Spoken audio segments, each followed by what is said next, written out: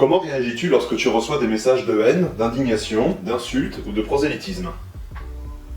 Alors, on va parler de la haine, véritablement, parce que je crois que c'est ce qui prime, vraiment.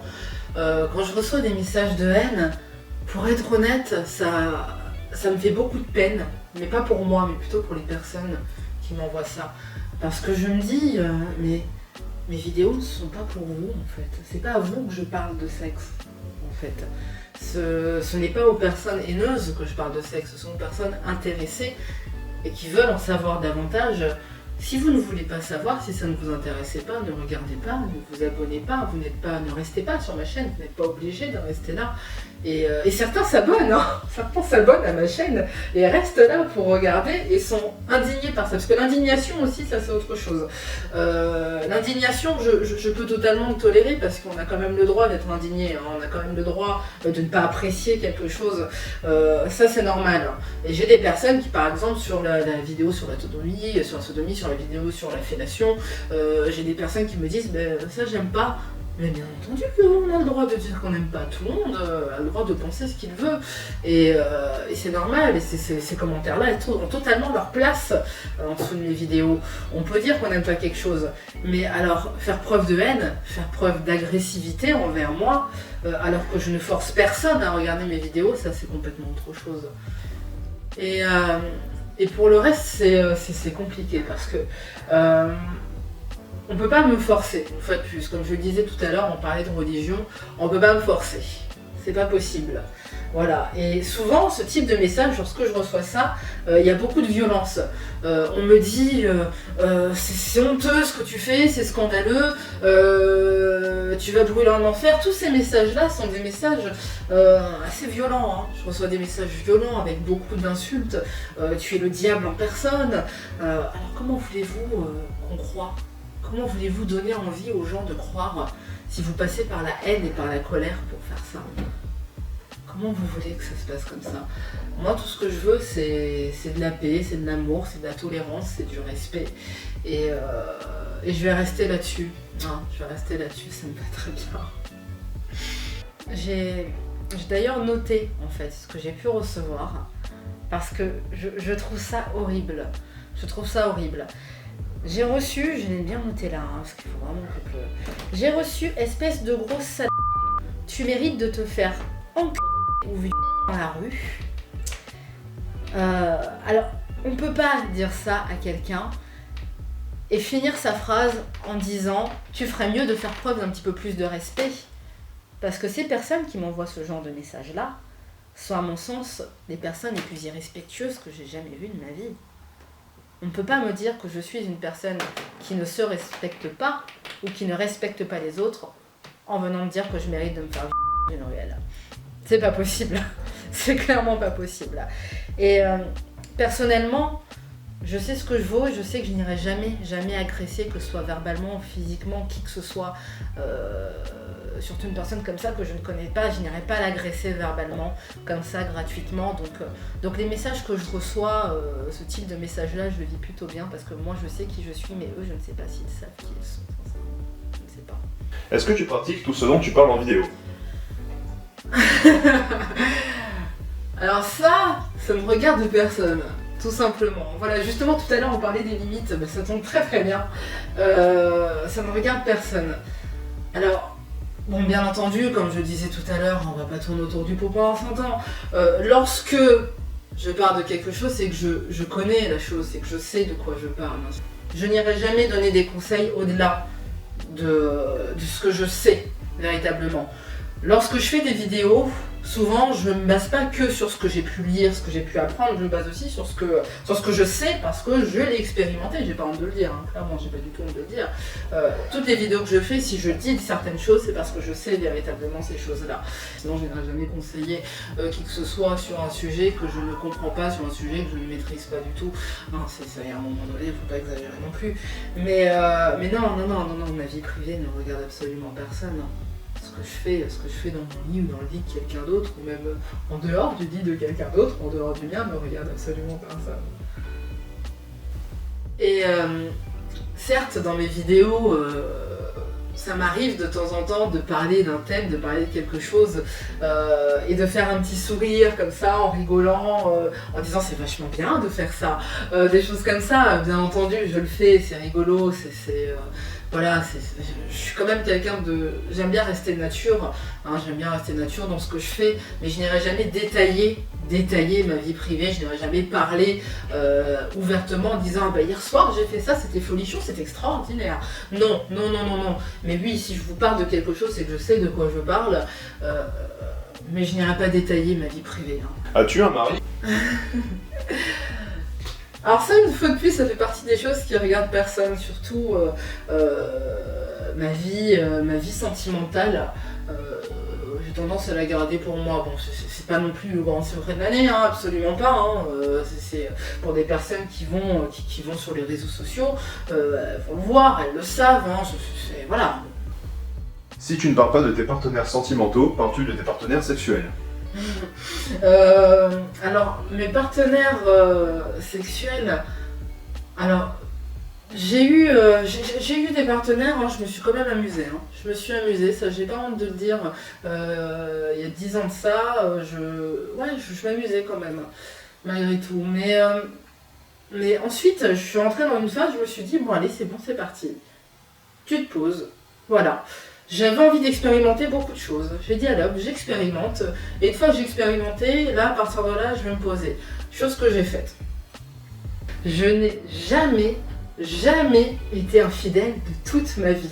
Alors on pourrait croire que je suis fière ou quoi que ce soit, mais en fait pas du tout. Je suis absolument pas fière de moi. Mais oui, ça paraît bizarre, mais je suis pas du tout fière de moi, dans le sens où je me dis que j'aurais peut-être dû le faire au moins une fois dans ma vie, parce que j'ai fait beaucoup de choses dans ma vie sexuelle, dans ma vie sentimentale, parce que c'est deux choses complètement différentes. Que souvent on se rend pas compte, mais si, c'est deux choses vraiment différentes. Hein. Tu fais bien de poser la question comme ça, et c'est la question qu'on m'a posée souvent justement sur internet. Vie sentimentale et vie sexuelle, c'est différent.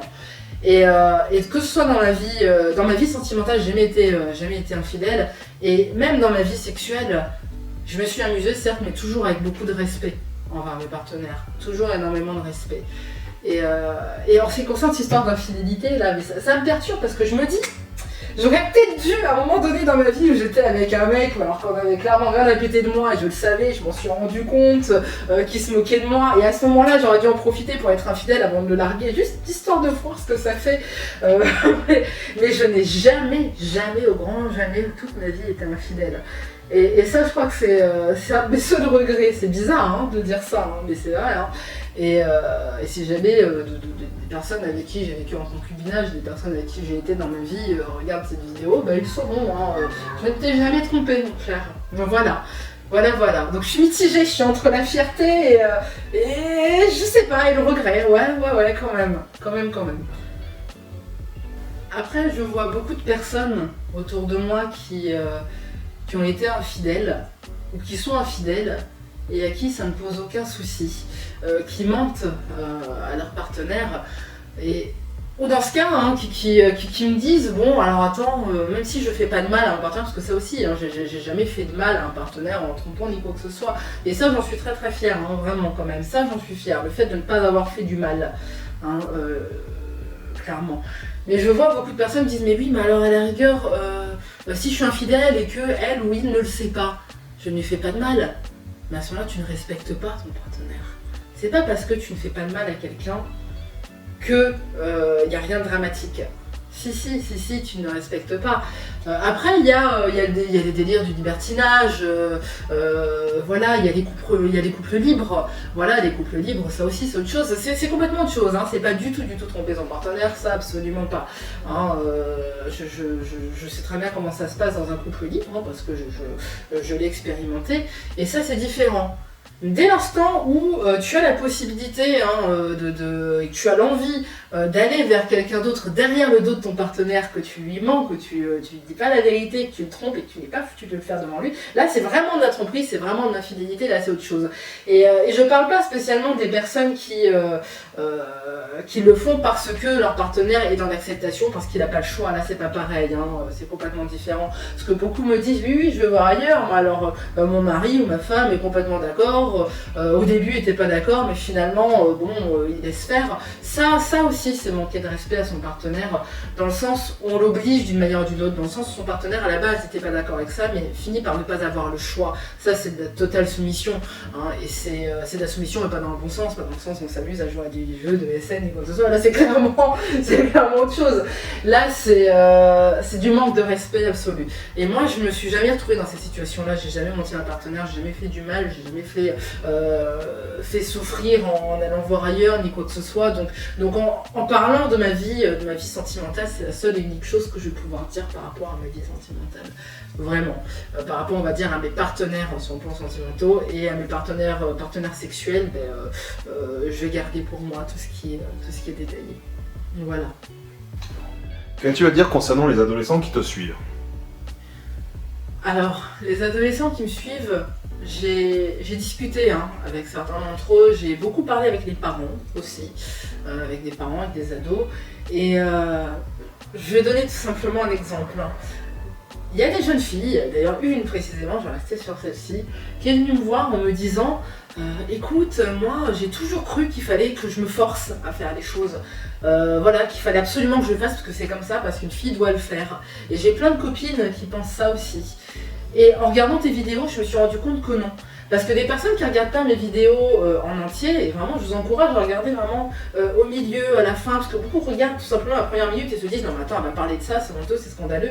Non, je suis pas en train de dire il faut faire ça. Lorsque je fais la vidéo par exemple sur la fellation, et j'en ai parlé avec cette jeune fille là, je ne suis pas en train de dire qu'il faut faire des fellations. Au contraire, dans la vidéo, je le dis, ne vous forcez jamais si vous n'avez pas envie de faire quelque chose. Jamais. Et cette jeune fille m'a dit j'ai toujours cru qu'il fallait que je me force, qu'il fallait absolument que je le fasse, parce que c'était ça, être une fille. Et au final, en regardant ta vidéo, je me suis rendu compte que non, pas du tout, en fait. Que j'étais pas obligée et que je ne devais le faire que si je me sentais prête à le faire. Donc que tu te sens prête dans 1 an, dans 5 ans, dans 10 ans même pour le faire, t'as tout le temps. Tu as tout le temps pour le faire. Tu le fais quand tu as envie de le faire. Et pareil pour la sodomie, ça aussi, j'ai discuté avec des garçons, des adolescents qui m'ont dit alors moi j'ai absolument envie de le faire, du coup je l'ai quand même fait avec ma copine et je suis rentrée direct parce que dans les films porno c'est comme ça que ça se passe. Alors ça, parlons-en s'il vous plaît, parce que les pornos c'est pas la réalité. Voilà. Et pour les personnes qui me disent oui, les ados devraient pas regarder tes vidéos, ils regardent des films porno, hein. Et vous avez beau mettre tous les filtres parentaux que vous voulez, ils ont toujours les cybercafés, ils ont toujours les téléphones portables des copains, ils ont toujours leur propre téléphone portable, ils ont toujours les ordinateurs des copains et tous les parents mettent pas forcément des filtres. Ils ont toujours moyen d'avoir accès au porno, ils peuvent le télécharger, il suffit qu'un grand frère le télécharge et le passe à un copain. Je vous parle par expérience, de ce que j'ai pu observer en discutant aussi avec les ados, de ce que j'ai pu savoir. Il suffit qu'un copain télécharge un film porno parce qu'il se connaît un petit peu en informatique et il le passe à un autre copain qui le met sur un CD, sur un disque, n'importe quoi, puis qu'il le passe à l'autre sur une clé USB. Et vous inquiétez pas qu'il regarde des films porno. Qu'est-ce que vous préférez, qu'il regarde des films porno où les garçons pensent qu'il suffit tout simplement de rentrer son pénis dans l'anus d'une nana et que ça coule tout seul et que ça glisse tout seul et qu'il le fasse à une gamine de 17 ans derrière ou voire même plus jeune, ou qu'ils regardent des vidéos qui leur expliquent comment est-ce qu'on fait la première fellation et qu'il faut la faire quand on est prêt à le faire et pas forcément tout de suite et qu'il y a tout un travail à faire avant de le faire. Qu'est-ce que vous préférez ? Sincèrement. Et moi, quand je vois ces ados qui viennent me voir et me disent ça, alors moi je croyais qu'il fallait absolument que je fasse la sodomie parce que je vois dans les films pornographiques que les femmes le font et que ça y va tout seul et qu'il n'y a pas de souci. Et moi, quand je vois ta vidéo, je me rends compte qu'en fait, non, ça se fait pas comme ça. Que les pornos, c'est pas la réalité. Je dis pas que le porno c'est mal. Pour un adulte qui a envie de s'amuser à regarder du porno, bien entendu qu'il regarde du porno, il fait ce qu'il veut. C'est bien le porno quand on a envie de s'amuser à regarder quelque chose, tout ça, qu'on soit seul ou en couple, c'est très très bien. Mais pour un jeune, pour un ado, non, ça n'a pas sa place dans la vie d'un ado, le porno. Mieux vaut des vidéos comme ça qui vous expliquent les choses clairement que des vidéos qui vous font croire qu'on peut être directement violent avec une nana, qu'elle n'a pas son mot à dire, qu'on peut rentrer tout de suite dans son anus sans réfléchir, comme ça y aller direct. Pareil, que le vagin, ça coule tout seul, que le vagin est tout de suite ouvert. Toutes ces choses-là, mais c'est aberrant, parce que c'est ce qu'ils pensent les ados. Certains ados veulent aller très vite. Voilà, ils pensent que ça va y aller facilement, ils veulent aller très vite. Et le but de mes vidéos aussi, c'est qu'ils comprennent que non, ça va pas aussi vite qu'on croit, et qu'il faut écouter son corps. Simplement. Parce que beaucoup d'adolescentes avec qui je discute ne connaissent pas leur corps du tout. Elles ne connaissent pas, mais elles veulent faire les choses que les grandes font. Alors que pas du tout, elles sont pas prêtes pour ça. Et c'est important de leur dire. Et pour ceux qui se disent que c'est pas mon rôle de faire ça, Alors, il faut savoir que vous pensez que ce n'est pas mon rôle parce que vous ne vous sentez pas concerné par ça. Peut-être que vous, qui êtes en train de regarder la vidéo, vous avez expliqué ces choses-là à vos enfants, mais tous les parents ne le font pas. Il y a des parents qui ont du mal à le faire. Et beaucoup d'ados viennent vers moi en me disant, par exemple, j'ai vu des ados venir me dire oui, mais alors l'orgasme en fait ça n'existe pas, c'est un mythe. Parce que j'ai vu une vidéo qui me dit que l'orgasme en fait c'est un mythe, l'orgasme vaginal ça n'existe pas. Donc vous connaissez. Voilà, plein de petites choses comme ça, comme par exemple aussi les moyens de contraception, aussi parce que l'éducation sexuelle, à part les moyens de contraception, encore si on a de la chance, si on en a eu une à un moment donné, soit à l'école ou ailleurs, parce que tout le monde n'en a pas forcément une, parce que j'ai des ados qui viennent me voir des fois et me disent, bah non, les moyens de contraception c'est pas obligatoire, on n'est pas obligé, qui ne savent pas ce que c'est que les maladies sexuellement transmissibles. Donc une fois de plus, mes vidéos visent les personnes concernées, j'insiste. C'est pas parce que vous avez vu beaucoup d'adolescents qui savent très bien que les moyens de contraception existent, qui savent très bien que les maladies sexuellement transmissibles existent, que tout le monde le sait, que tous les ados le savent. Eh bien non, pas forcément. Et ces vidéos sont faites pour ça aussi. Dans mes vidéos, j'explique beaucoup de choses par rapport à ça. Et moi, ce qui m'embête dans l'éducation sexuelle, c'est qu'à part vous expliquer que vous avez des moyens de contraception, que vous avez des maladies sexuellement transmissibles, où est-ce que vous pouvez trouver des préservatifs, on ne vous explique pas grand-chose en fait. Parce qu'au-delà de ça, il y a autre chose aussi. Il y a autre chose, donc tout ce que je viens d'expliquer, tout ce que je viens de dire, toutes ces choses-là qui font que les garçons ne prennent pas le temps et font des choses de manière cash avec les filles parce qu'ils se battent sur les films porno. Moi, je préfère qu'un ado prenne exemple sur ce que j'explique dans mes vidéos plutôt qu'il prenne exemple sur les films pornographiques. Et je sais, à l'heure d'aujourd'hui, par expérience, pour avoir discuté avec des parents, pour avoir discuté avec des ados, que beaucoup prennent exemple sur les films pornographiques. Et que, grâce à certaines choses qu'ils peuvent voir et entendre dans mes vidéos, ils se rendent compte que ça se passe pas comme ça dans la vraie vie. Et pour ceux que ça ne concerne pas, ça ne les concerne pas, mais ceux-là en tout cas sont concernés, et ceux-là ont besoin de ça, et sont bien heureux d'avoir ça. As-tu l'intention de continuer? Ah oui, clairement. Ah oui, clairement, ça j'ai vraiment l'intention de continuer, parce que je vais continuer mon travail, et c'est un gros gain de temps, comme je le disais tout à l'heure, dans mon travail, de faire ces vidéos-là. Donc oui, bien sûr. Après, par rapport au coaching et par rapport au suivi que je fais, comme je le disais tout à l'heure, que ce soit donc, sur la confiance en soi, que ce soit par rapport au trouble de la libido, toutes ces choses-là, j'ai fait des vidéos, certes, sur ces thèmes-là, mais à côté de ça, je sais que beaucoup de personnes me disent qu'ils souhaitent vraiment un suivi un petit peu plus personnel par rapport à ça, parce que chaque cas est complètement différent. J'essaie de regrouper tous les cas possibles dans mes vidéos, mais je ne le fais pas forcément, des fois il y a des cas à part, et je poursuis quand même, mes vidéos malgré tout, mais à côté de ça, voilà, je fais mes suivis, je fais mes coachings, je fais mes vidéos, et tout ça, ça va pas s'arrêter de sitôt, Je suis assez déterminée, et je suis assez contente de ce que je fais, et assez fière de mon métier. Et contente surtout des retours que j'ai, des femmes qui me suivent depuis très très longtemps, que ce soit sur les réseaux sociaux ou des patients que je peux avoir. Et je suis vraiment contente de les aider comme je le fais, et j'ai envie de continuer. Et eux aussi m'apportent beaucoup.